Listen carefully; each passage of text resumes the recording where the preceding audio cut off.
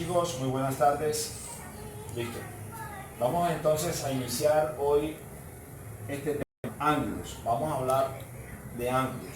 Todo lo que concierne a los ángulos, lo que son los elementos, todo lo que concierne a los elementos, cómo se nombra un ángulo, cuál es el instrumento utilizado para construir. Entonces miremos lo siguiente, ángulo. ¿Qué tenemos nosotros aquí?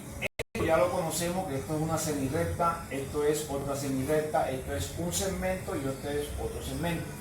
Cuando nosotros unimos un extremo de la semirrecta, un extremo de los segmentos, ¿qué se forma? Un ángulo. Entonces, ¿qué son los ángulos? Son aquellos que se forman por la unión de un extremo de dos semirrectas o de dos segmentos. ¿Listo? Cuando este proceso ocurre, que se forman los extremos del segmento, ¿qué ocurre? Aparecen unos elementos. ¿Cuáles son los elementos? Lados, dos lados y un vértice.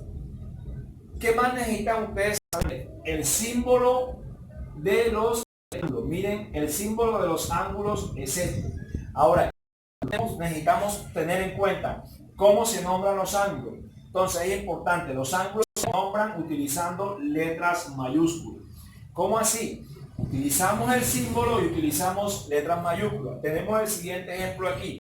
Tenemos, se formó, se unió dos semirrectas en este extremo, utilizo las letras mayúsculas A, B, C.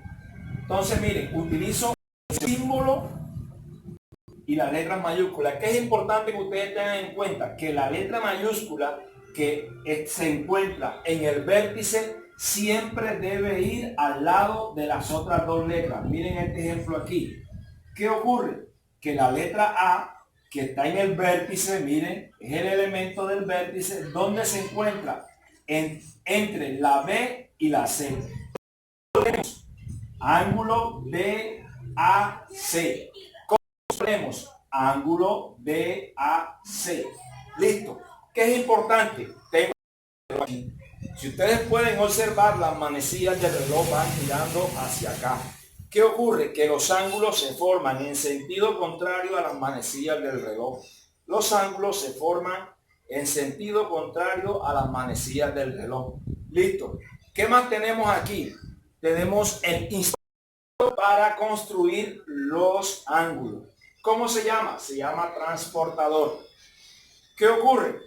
Como ya ustedes saben que los ángulos se forman en sentido contrario de las manecillas del reloj, nuestros ángulos siempre se van a formar así. Siempre se van a formar así. Listo.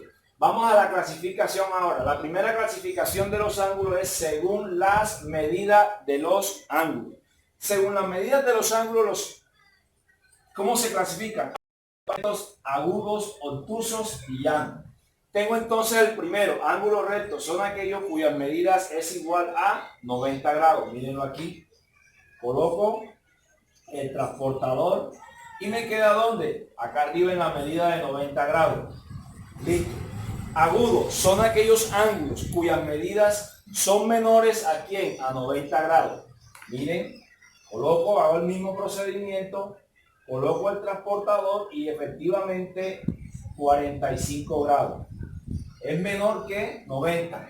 Ángulos obtusos son aquellos ángulos cuyas medidas son mayores que 90 pero menores que 180. Entonces colocamos el transportador aquí.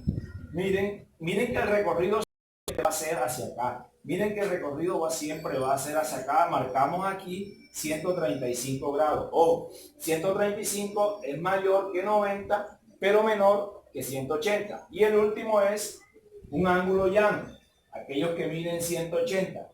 Marcamos aquí y hacemos el río. Es importante que ustedes aprendan a identificar, chicos, símbolo, cómo se nombra y cómo se lee, el instrumento y la clasificación, que es la primera parte. Espero que este video les haya gustado y sea de gran aporte para la clase. Mil bendiciones.